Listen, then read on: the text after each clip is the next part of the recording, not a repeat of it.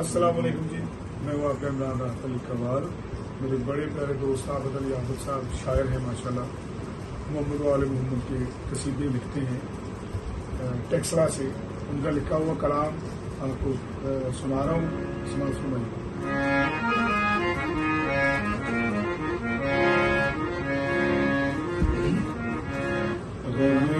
हुसैन मनाओ,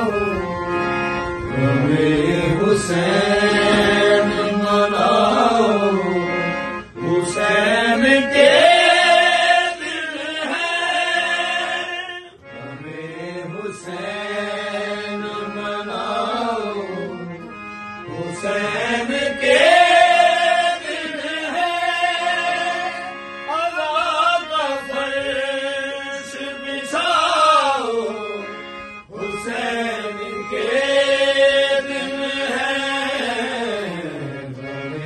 हुसैन मनाओ, हुसैन के दिल है, अदा का फर्श बिछाओ, हुसैन के दिल है, हमें हुसैन मनाओ।